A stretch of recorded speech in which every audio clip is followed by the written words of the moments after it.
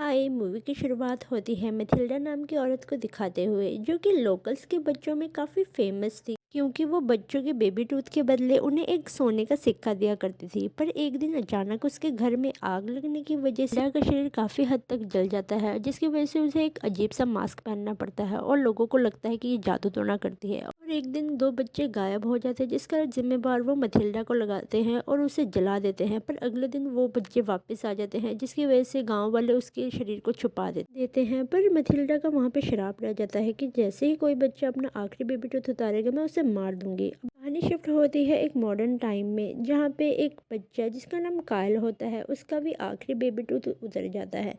और वो काफ़ी डरा हुआ होता है क्योंकि उसे लगता है कि शायद मैथिल्डा आके उसे ले जाएगी।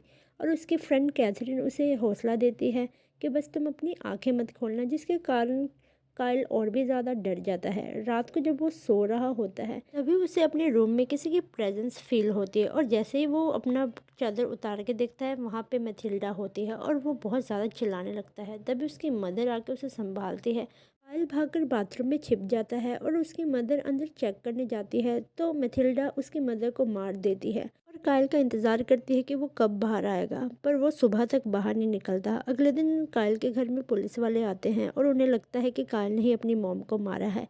पर काइल सबको समझाता है कि वो मैथिल्डा ने मारा है, पर कोई इसकी बातों पे यकीन नहीं करता, यहाँ तक कि कैथरीन भी नहीं करती। फिर काइल को वहाँ से भेज दिया जाता है दूसरे शहर इलाज के लिए। अब हम देखते हैं कैथरीन को, जो काफ़ी बड़ी हो गई है, और उसका छोटा भाई जिसका नाम माइकल होता है। कैथरीन को अपने भाई की काफ़ी फिक्र होती है क्योंकि वो छोटा भी होता है, ऊपर से उसे भी सेम अंधेरे से काफ़ी ज़्यादा डर लगता था क्योंकि उसे भी मैथिल्डा दिखाई देती है। अपने भाई की ऐसी हालत देख के कैथरीन काफ़ी टेंस रहती है। और एक दिन वो अपने भाई की स्केचेस देखती है जिसमें सेम औरत बनी थी जैसे कायल बनाया करता था। अब वो कहीं से भी कायल को ढूंढ लेती है और उसे कॉल करती है कि क्या तुम मेरी मदद करोगे। और कायल जब उसके पास आता है तो वो देखता है उसके भाई को भी सेम प्रॉब्लम है जैसे उसे है। और वो समझाता है कैथरीन को कि ये कोई मेडिकल ट्रीटमेंट से ठीक नहीं होगा, ये कुछ अलग प्रॉब्लम है। और वो दिखाता है अपनी पूरी रिपोर्ट्स को। कायल हमेशा अपने साथ एक बैग रखता था जिसमें बहुत सारी बैटरीज और टॉर्च होती थी। इसके बाद वहाँ पे लैरी आता है जो कि कैथरीन का बॉयफ्रेंड होता है। उसे देखकर कायल थोड़ा सा अनकंफर्टेबल हो जाता है क्योंकि बचपन में ये तीनों फ्रेंड्स हुआ करते थे।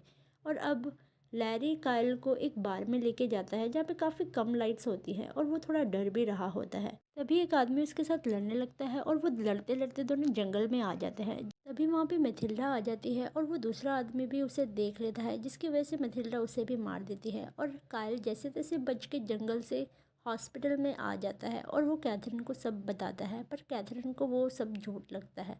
अब हम देखते हैं दूसरी तरफ जंगल में पुलिस वाले आए होते हैं उसी आदमी की खोज में, जहाँ पे वो देखते हैं कि उसकी लाश पूरी लहूलुहान होती है। और लास्ट टाइम कायल को उसके साथ देखा गया था तो वो कायल को अरेस्ट कर लेते हैं और उसके साथ थोड़ी पूछताछ करने के बाद उसे जेल में डाल दिया जाता है। दूसरी तरफ माइकल भी वो मैथिल्डा काफ़ी ज़्यादा तंग कर रही थी और बार बार उसे हार्म पहुंचा रही थी, जिसके कारण कैथरीन को डॉक्टर्स बोलते हैं कि अब लास्ट टाइम हमें इसका सीटी स्कैन करना पड़ेगा, जिससे हम माइकल के ब्रेन की सिचुएशन समझ पाएंगे और उसे ठीक कर पाएंगे। इस प्रोसीजर के लिए कैथरीन भी मान जाती है।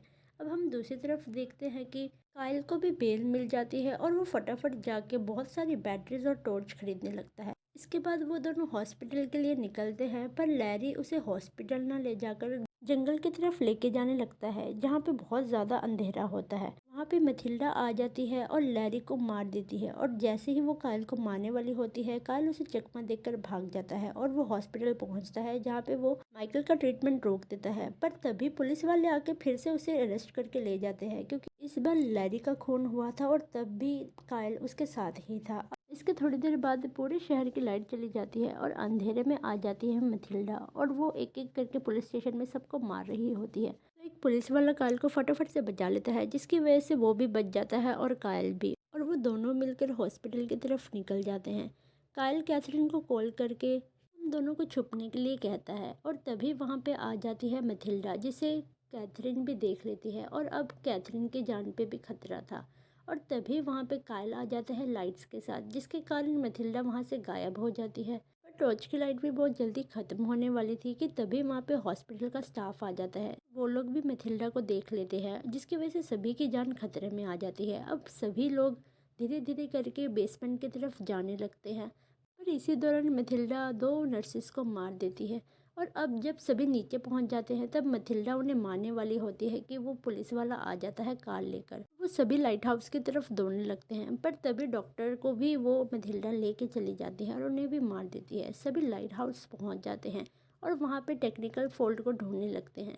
फॉल्ट ऊपर की तरफ होता है तो काइल और वो पुलिस वाला दोनों मिलकर ऊपर की तरफ चले जाते हैं और नीचे कैथरीन और माइकल को एक लैंप देकर छोड़ देते हैं। जब काइल टेक्निकल फॉल्ट को ठीक कर रहा होता है तो उसे रोशनी दिखाने के चक्कर में पुलिस वाला भी मारा जाता है और दूसरी तरफ मैथिल्डा कैथरीन और माइकल को मारने आ जाती है। उन दोनों की चीखें सुनकर काइल नीचे से अपना लैंप ऊपर की तरफ उछालता है, जिसकी वजह से वहाँ पे थोड़ी आग लग जाती है और मैथिल्डा वहाँ से चली जाती है। तब तक काइल उस फॉल्ट को भी ठीक कर लेता है, पर थोड़ी ही देर बाद मैथिल्डा वापस आती है और काइल को पकड़ लेती है। वहाँ पे उन दोनों के बीच में अफड़ा तफड़ी मच जाती है, जिससे वहाँ पे शॉर्ट सर्किट होता है और इसी तरह लड़ते हुए काइल मैथिल्डा को आग में फेंक देता है, जिसके कारण मैथिल्डा फिर से जल जाती है और वो काइल को छोड़ देती है। और इस बार मैथिल्डा का पूरा शरीर जल के मुक्त हो गया था। और इसके साथ ये कहानी खत्म हो जाती है। Thank you for watching. Bye bye.